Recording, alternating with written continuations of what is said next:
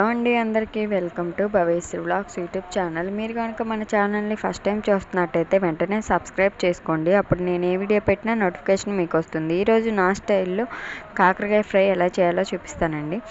ఒక్కొక్కరు ఒక్కోలా చేస్తారండి. నేను బాలింతగా ఉన్నప్పుడు మా అమ్మ ఎక్కువగా చేసి పెట్టే ఫ్రై రెసిపీ అండి ఇది. ఒకసారి ట్రై చేసి కామెంట్ చేయండి ఎలా వచ్చిందో. ముందుగా కాకరకాయలని బాగా చెక్కు తీసేసుకొని పైంది మొత్తం లోపల ఉన్న విత్తనాలు కూడా తీసేసి సన్నగా అలా వీడియోలో చూపిస్తున్నట్టుగా కట్ చేసుకొని అందులోనే కొంచెం పసుపు ఉప్పు వేసి బాగా కలుపుకొని నీళ్ళన్నీ పిండేసి నూనె పక్కన ఇంకో ప్యాన్ పెట్టుకొని అందులో 3 స్పూన్స్ ఆయిల్ వేసుకొని, కాకరకాయ కూరకి తెలుసు కదండి ఆయిల్ ఎక్కువ పడుతుంది. 3 స్పూన్స్ ఆయిల్ వేసుకొని అందులో కట్ చేసి పెట్టుకున్న కాకరకాయ ముక్కలు పిండి వేసుకోవాలండి బాగా. అప్పుడు బాగా ఫ్రై అవుతాయి.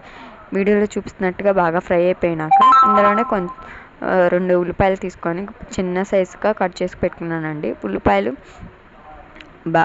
కూడా అందులో వేసి బాగా ఫ్రై చేసుకోవాలండి.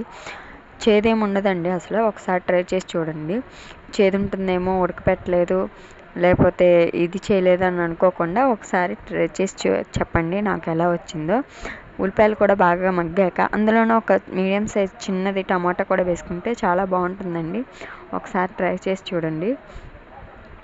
టమాటా కూడా వేసి అందులోనే బాగా ఫ్రై చేసేసుకున్నాక టమాటా కూడా కొంచెం బాగా మగ్గిపోయినాక మనం ఫ్రై చేసుకున్నదంతా ఇలా రౌండ్ సర్కిల్ లాగా ఇచ్చేసుకొని అందులోనే కొంచెం ఆయిల్ పోసుకొని ఆయిల్లో తాలింపు దినుసులు, జీలకర్ర, కొంచెం కరివేపాకు, వెల్లుల్లిపాయలు వేసుకొని బాగా ఫ్రై చేసుకోవాలండి.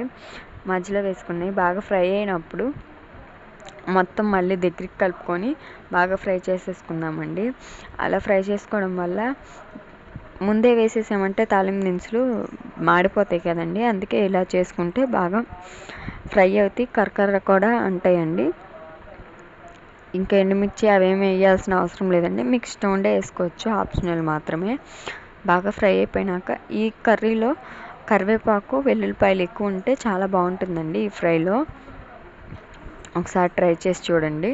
నా స్టైల్లో కాకరకాయ ఫ్రై చాలా బాగుంటుందండి. చేదు అని అసలు ఉండదండి. కాకరకాయ తినని పిల్లలు చాలామంది ఉంటారు కదా. ఇలా ఒకసారి ట్రై చేసి పెట్టారంటే కాదు కూడదు అనుకుంటూ తినేస్తారండి.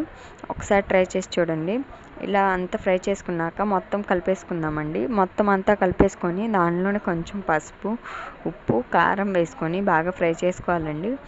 అవి కూడా మసాలాలు మాడిపోకుండా స్లిమ్లో పెట్టుకొని 10 మినిట్స్ లైట్గా ఫ్రై చేసుకుంటూ మధ్య మధ్యలో తిప్పుకుంటూ ఫ్రై చేసుకుంటే చాలా బాగుంటుందండి. ఒకసారి ట్రై చేసి చూడండి. ఇంతే అండి ఈ వీడియో. Thanks for watching.